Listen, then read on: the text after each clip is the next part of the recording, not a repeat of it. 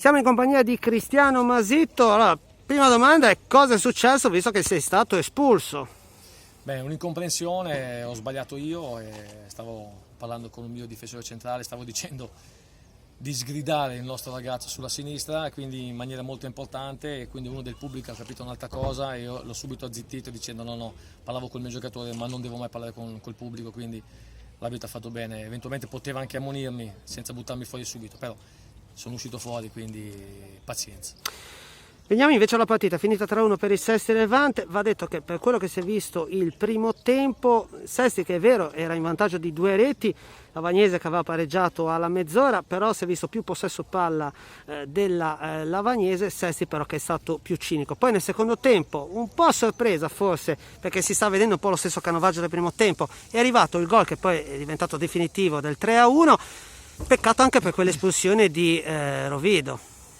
Sì, però non si può sempre dire peccato o arbitro o non arbitro, bisogna lavorare e bisogna pensarci in campo. Se sono già ammonito non posso fare quell'entrata.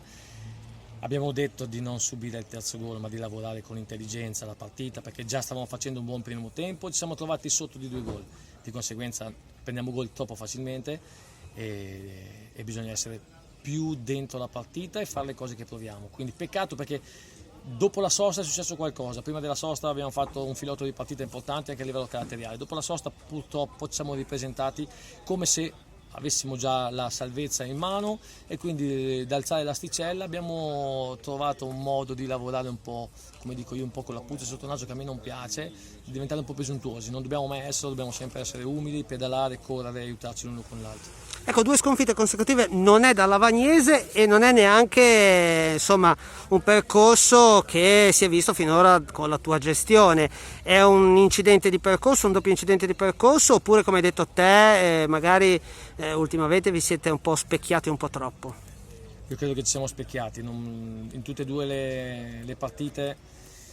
Domenica col Dortone addirittura abbiamo sempre rincorso e poi ci siamo trovati in vantaggio di 3-2 e lì a 20 minuti alla fine ci vuole un'altra veemenza per portare a casa. Se avessimo avuto la veemenza del primo tempo oggi avremmo portato a casa la partita di domenica scorsa, per fare un esempio. Però oggi non bastava questa, perché poi si è preso un gol il primo tempo su un rinvio a palla aperta, non si può prendere un gol con la linea difensiva messa così.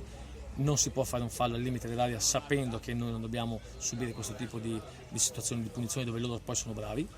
Ovviamente il terzo gol, un infortunio dove la palla deve essere giocata in maniera diversa, non si può colpire un giocatore nella schiena e quindi ci troviamo sempre a discutere degli episodi, ma io non parlo di episodi, bisogna solo lavorare ed è giusto che lavoriamo tutta la settimana per preparare bene la prossima partita.